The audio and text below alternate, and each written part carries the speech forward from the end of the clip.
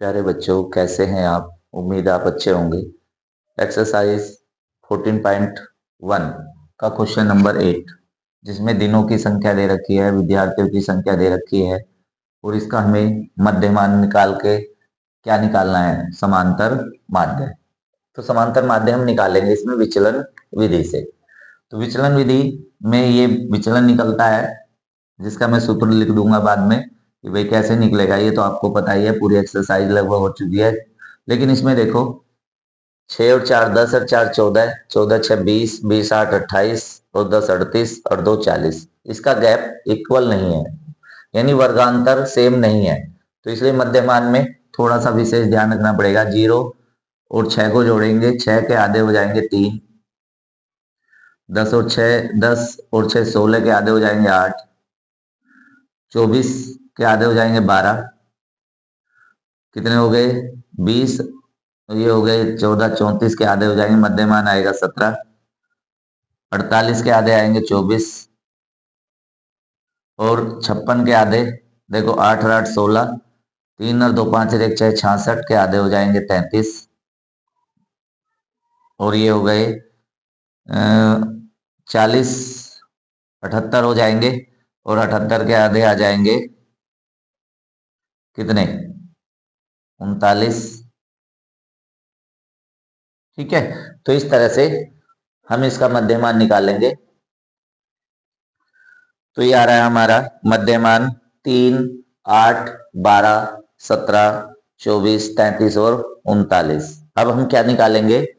देखो, एक को मान लेंगे हम क्या? बीच का पद है, 3 ऊपर से छोड़ दिए, 3 नीचे से, और इसको मानेंगे हम क्या? ए।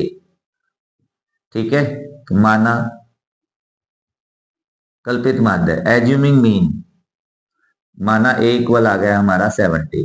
यानी हम इसके कल्पना करके मान लेते हैं कि इसका समांतर माध्य 17 आ सकता है। अब हमें देखना है कि हम अपने कल्पित माध्य से कितना अलग है, उसको बोलते हैं विचलन। कैसे? कि 3 से 17 घटाएंगे तो कितना आएगा? -14। अब 8 से 17 घटाएंगे तो कितने आएंगे? 9, वो भी माइनस के। 12 से 17 घटाएंगे तो -5। देखो, 17 से 3 घटाएंगे तो 14, लेकिन घटाना है उल्टा चिन्ह माइनस का आएगा। 8 से 17 घटाएंगे तो 9, और 12 से 17 घटाएंगे तो 5। अब 17 से 17 घटाएंगे तो 0। अब 24 से 17 घटाएंगे तो 7 प्लस के, और 33 से घटाएंगे तो कितने आएंगे? 16।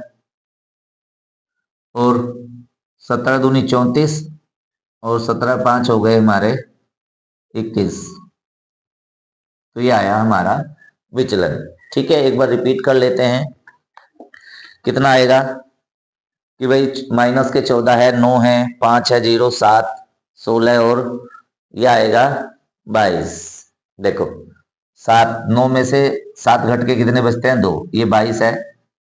अब देखो, ये माइनस के हैं और ये किसके हैं? प्लस के।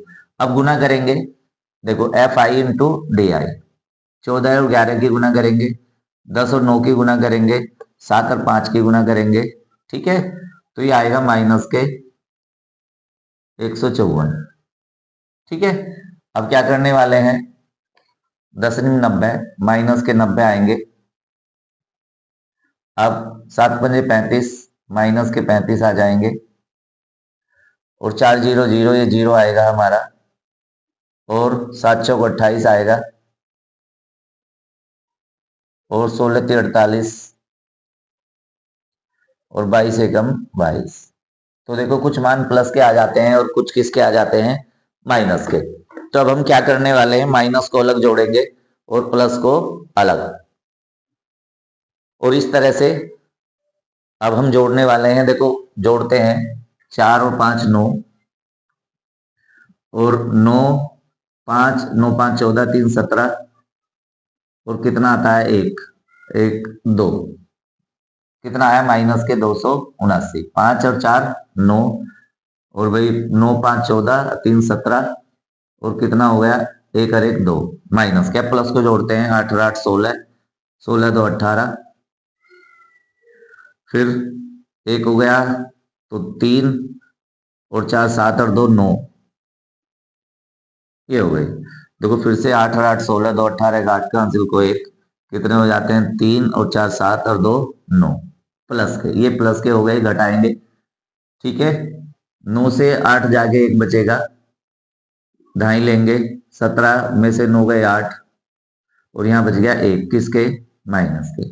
माइनस का टोटल आने का रीजन ये है कि हमने जो माना है ये इससे छोटा आने वाला है हमारा आंसर, तो हमने लिखा है sigma F I into D I equal minus के 181, 181, और ये हमारा टोटल है, इसे हम बोलते हैं सिग्मा एफ आई, और ये टोटल दे रखा है कितना, जोड़ लेते हैं, 7 और 1 8 और 4 12, 12 और 4 हो गए 16, 16 3 19 और 1 20 की 0, 2 और 1 3 और 2 4, 4 40 आ गया।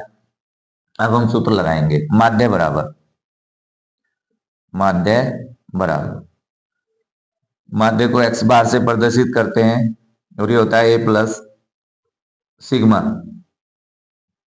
F I into D I. ठीक है बच्चों, और अपोन में क्या आता है, x I, sigma x I F I. चलो अब करते हैं, अब देखो मान रखा हमने, एक की वैल्यू आई हमारी कितनी है, हमने 17 माना है, प्लस ये आया हमारा माइनस के 181, और हमने भाग दिया 40 से। तो देखो ये माइनस को जब हम भाग देंगे तो ये 17 माइनस में आएगा, और ये क्या आ जाएगा, देखो ये माइनस की वजह से माइनस चिन्ह हो जाएगा, और भाग दे के देखते हैं, 181 में भाग दे रहे हैं हम किससे, 40 से। ठीक है, 4 चौक 16, 160 आ गया, कितना बच जाता है 21, पॉइंट लगाएंगे, जीरो लगाएंगे, 4 पंजे 20, 200, और फिर ये आ गया जीरो, फिर ये 40 दूनी 80। ठीक है, और ये छोड़ देते हैं, 4 2 5, किसका आएगा टोटल, माइनस का, यानी आया हमारा 4.52।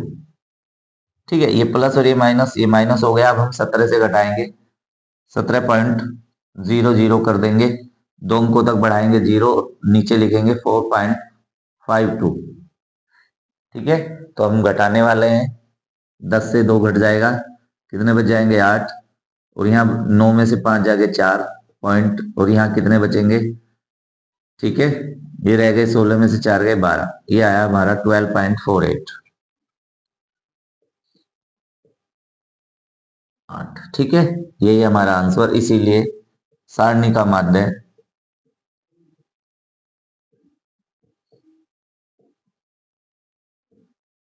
x बार बराबर हो गया 12.48। ठीक है, दिन, यही है हमारा आंसर। ठीक है, तो ये हम कर सकते हैं, अच्छा क्वेश्चन है।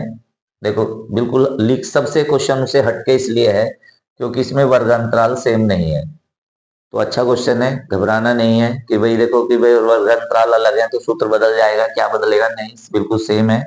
अच्छा क्वेश्चन है और इम्पोर्टेंट भी है। ठीक है, आमतौर पर जो क्वेश्चन होते हैं हमारे, वर्गांतराल जो इनका उच्च सीमा निम्न सीमा में गैप होता है वो इक्वल होता है, लेकिन इस क्वेश्चन में सब में अलग है, तो इसलिए ये क्वेश्चन खास हो सकता है, आने की संभावना हो सकती है। तो प्यारे बच्चों, मिलते हैं नेक्स्ट वीडियो में, तब तक अपना ध्यान रखिए, सर्दी बहुत पड़ रही है, और खूब मेहनत से पढ़ाई कीजिए।